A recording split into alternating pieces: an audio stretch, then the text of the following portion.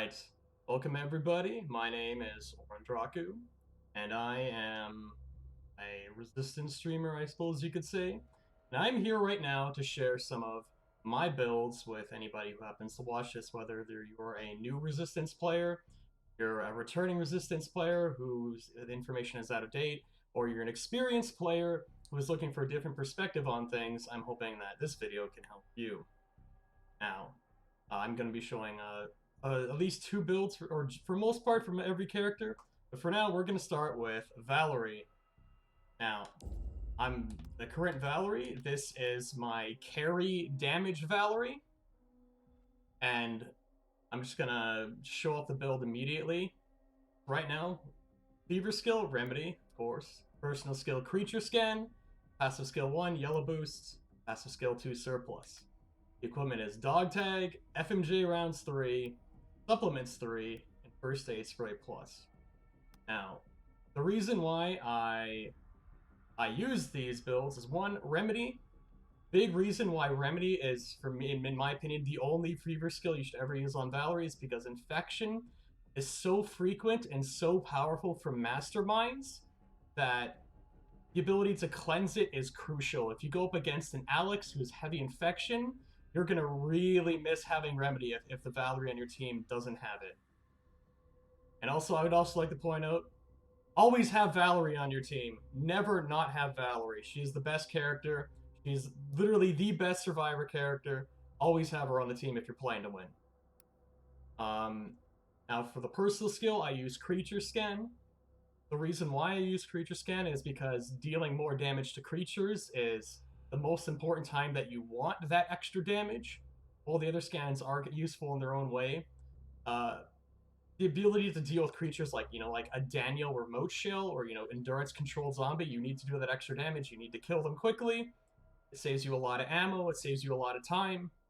It saves you a lot of resources on possibly needing healing. You need to kill them quickly. And another thing is Creature Scan is the only scan that targets bioweapons. It allows you to down a Mr. X when he gets summoned. Mr. X drops down, you scan him, someone hits him with a flashbang, you all just shoot him in the face with a shotgun, he goes down. You can't do that with the other scans. Downing Nemesis in particular is also really good. And most importantly, against Alex, scanning that plant and then just shooting the hell out of it is an extremely effective way of getting it out of method of getting it out of the way. You need to get it out of the way because that Alex is probably using Toxic Variant and they're just plopping that thing down every 2 minutes. Scanning it allows you to just kill it quickly.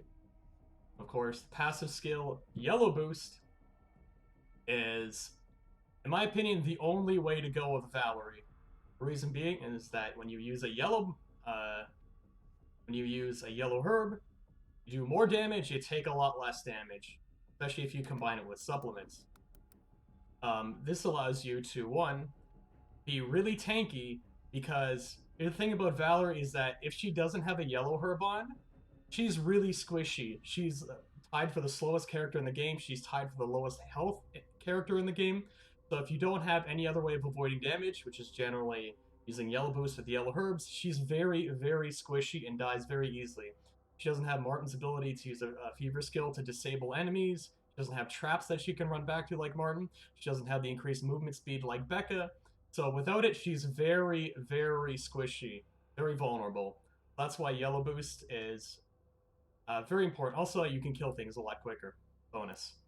And as for her second passive skill, Surplus, we use this because a lot of the most dangerous builds utilize creatures. And the ability to get free hand grenades and free flash grenades that are worth 100 credits each is extremely valuable. You don't even have to, a lot of times you don't even have to buy grenades at all. And the only time you're playing a build that doesn't really utilize creatures that you would need grenades against would probably be Nikolai with dealing with Nemesis. Someone can probably buy a flash grenade or two in the shop to deal with it. And then also this should be noted that with Surplus, you need to tag a creature, basically deal at least some point of damage on a creature before it dies in order for it to be eligible for it to drop a grenade. And it is, I believe, 25% chance. So if you're playing Valerie, you should be aggressive. You should be shooting lots of different zombies. Try to at least tag them, even if you don't necessarily kill them, just so that they have a chance to drop a free grenade. They'll be very, very happy to have it when you're going up against a spam build. Now, as for the equipment, I use a dog tag because one, it's well, you can fit it with the build, but like it gives you the most damage in terms of one piece of equipment with extra critical chance, extra raw damage. It also affects melee attacks and range attacks. So maybe in area one, you want to save up some ammo, and you go in against in a net or something. You grab a 2x4 up the ground and start smacking things a couple times. It gives you a little bit of extra edge there. Um, it's not the most things, but sometimes it can help. And then FMJ rounds 3, more gun damage. Uh, like this is the build that I play in solo queue because having lots and lots of damage as Valerie allows you to carry very hard.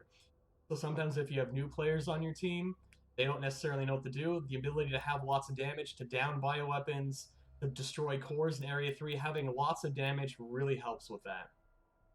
And of course, supplements 3. Same thing with Yellow Boost. It makes Valerie very tanky under the effects of the Yellow Herb, and she does a ton of damage. Combine that with the Scan, and you can hit for 2,000 plus damage on a core, or you can hit like 2,800 damage on Yatavea when it gets summoned and scanned. It's just incredibly powerful. And then for the fourth and final piece of equipment, First Aid Spray Plus, point for point at only a cost of 3. This is probably the best equipment in the game, or tied for it. There's so many games where somebody dies in Area 1, or they get down in Area 1, and then maybe there's a Nikolai with cameras, gun cameras ready, January's down, or you don't have January on the team. You need to run over, you need to revive them, but hey, your fever skill's down, it's still Area 1. Or maybe you've already used your fever skill. This allows you to just run over, just spray him, and bring him right back up. Now you should remember that you should always have this equipped on one of your hotkeys, so that you can revive someone on the move. And then it's just like, this is just so invaluable. There's been so many games where, just that one first aid spray completely altered the course of the game, turning a horrible loss in Area 1 to a victory all the way to Area 3. It's just so crucial, and you should have this on almost every character. Alright, well, that's it. Now, I'm going to show some variants of the Valerie build. If you're playing with a group, there's another way you could do it with Bulletproof Vest 3 instead of FMJ rounds 3. This makes you a little tankier on Valerie. Still have more health, but I would really only do this if you have someone on your team that's a reliable damage dealer. If you have a good Sam on your team, he can destroy cores. He can help destroy bioweapons in case maybe he's using a shotgun. This could be useful to make sure that you stay alive so that you can, revive and carry the team. You still do a lot of damage with supplements, dog tags, and Yellow Boost. However, the final build I want to show you is the Resource Economy Valerie with Pharmacy 101 and Smartwatch. You still have a little bit of damage with dog tags and Yellow Boost, but you're not as individually strong, you're not as tanky, you don't have supplements, but what you have is a 20% chance for herbs to drop with both of these equipped on any nearby zombies. You don't even need to damage them like you do with Surplus. As long as you're somewhere in the area, they have a chance to drop herbs. They can drop greens, they can drop blues, they can drop yellow herbs. It's extremely important and valuable, especially against a lot of like Alex infectious spam builds. All those free herb drops can just add up very, very quickly. So this would be my personal build if you're running, like, say, a full pre-made, and you have a team that you can rely on. You yourself don't have to do as much individually because, your team can support you. So this would be my choice for a lot of pre-made Valeries to run.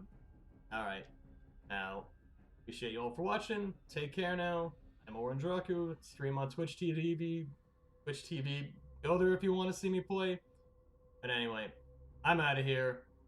Also, this is the least professional stream and video services you've ever seen. Anyway, take care now.